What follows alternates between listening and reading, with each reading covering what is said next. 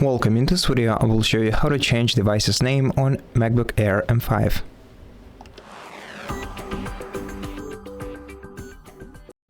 To change your MacBook's name, we're gonna have to navigate to the Apple menu and open System Settings. Here in System Settings, scroll down to General, make sure that General settings are opened. Then we're gonna have to open the About section. And in the About section, the first line is the name line, and if you select the current name of your MacBook, you'll be able to rename it simply by entering the new name.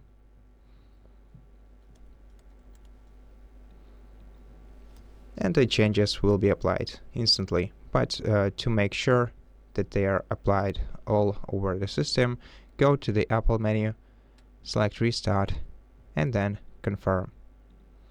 And that's it. Thank you for watching this video. If you liked it, please consider subscribing to our channel, leave us a like and comment below, and I'll see you in the next one.